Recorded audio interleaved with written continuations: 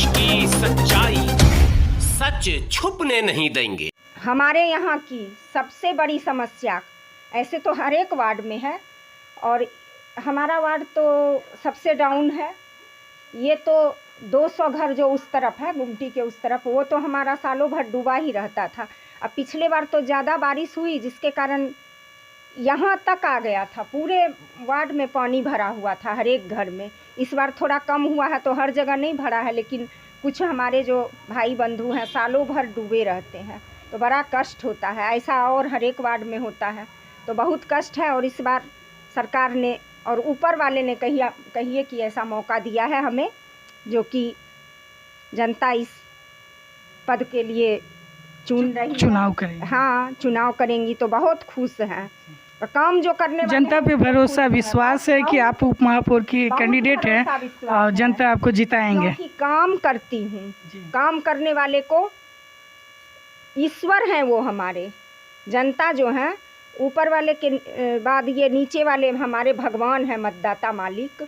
तो उनके लिए हम लोग काम हर समय 24 घंटा करते हैं। हम लोगों का काम करने का तरीका ही अलग है, इस तरह से हम लोग काम करते हैं। तो जनता जो देख रहे होंगे, मेरे भाई बंधु पहचान रहे होंगे, सुन रहे होंगे।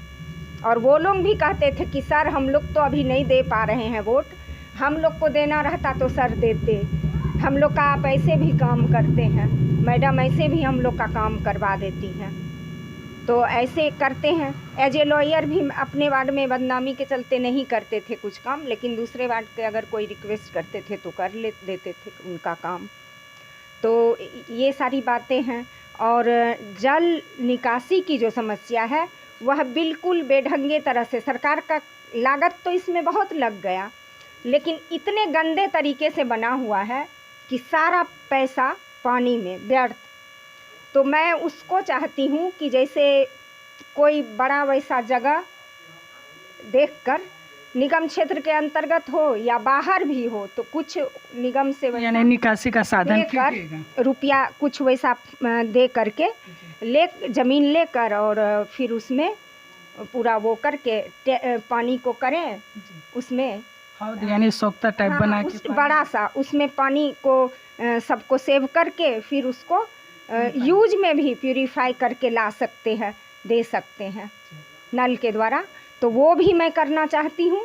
और पूरे 45 वार्ड का तालमेल बिठाकर नाला बनाकर, मेन नाला, उसमें फिर ब्रांच को जोड़कर फिर इस तरह से सारा पानी उसी गड्ढे में चला जाए, ताकि जाड़ा गर्मी बरसात कभी कोई परेशानी नहीं हो, हमारे किसी जनता को कोई परेशानी नहीं हो। वर्तमान हमारे घर का पानी, घर के नाले का जो पानी है उसका भी निकासी ढंग से हो सके। साफ सफाई के लिए शहर के पूरे दिन सफाई कर्मी रहें। बाजार में हर समय गंदा होते रहता है। सफाई कर्मी के लिए आपका क्या ये योजना है? सफाई कर्मी वैसे अभी जितना रहना चाहिए उतना तो नहीं है, कम है।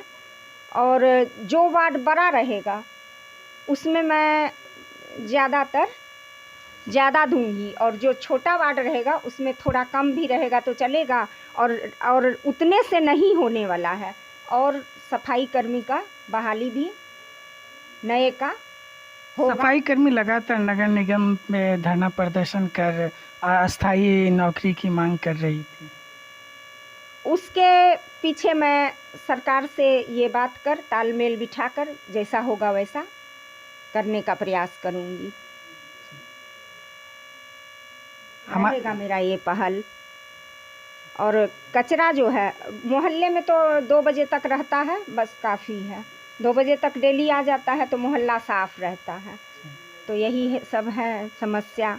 सबसे बड़ी तो जल निकासी की समस्या है। सफाई कर्मी की जैसे कि आय स्रोत को लेकर लगातार धरना करती है, धरना प्रदर्शन करते हैं तो उनका मांग देखिए, उनका धरना प्रदर्शन करना काफ़ी हद तक सही है। कितना वो लोग गंदा काम पूरे दिन 2 बजे तक करते हैं सुबह से।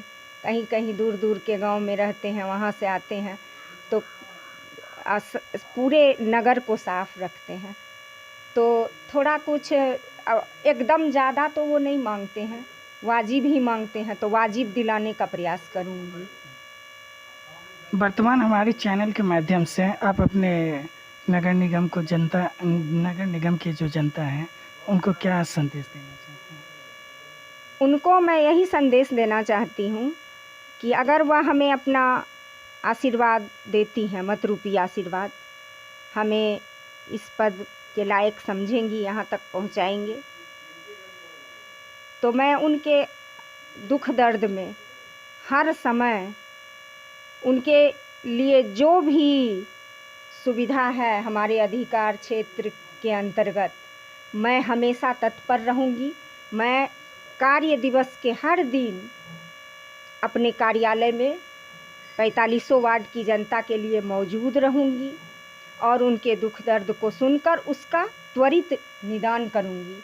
और कार्यालय में बहुत अनियमितताएं अभी देखी गई थी, बहुत दिनों से यह बरकरार है, तो उस अनियमितता को मैं दूर करवाने का भरपूर प्रयास करूँगी, क्योंकि ये अनियमितता जो है इससे जनता बहुत परेशान है, त्रस्त है, उनका काम होता नहीं है सही ढंग से।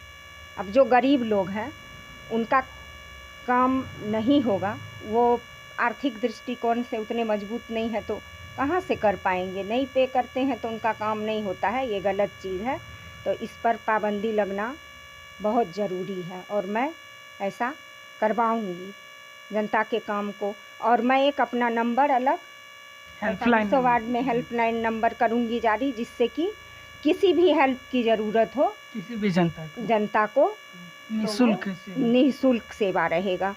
किसी भी जनता को कभी भी किसी भी मदद की ज़रूरत हो तो हम लोग तैयार रहेंगे। बहुत बहुत शुक्रिया, बहुत बहुत शुक्रिया। जैसे कि हमारे साथ नूतन जी थे, नूतन देवी उप महापौर के कैंडिडेट हैं वर्तमान।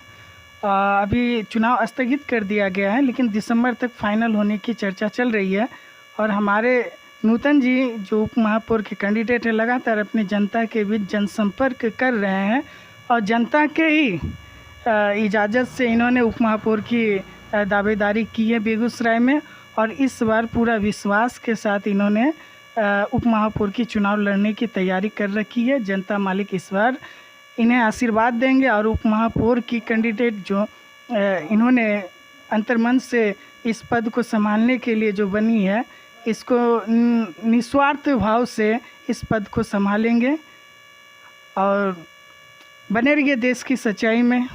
ऐसे तमाम खबरों से जुड़ी अपडेट आपको मिलते रहेंगे। शुक्रिया।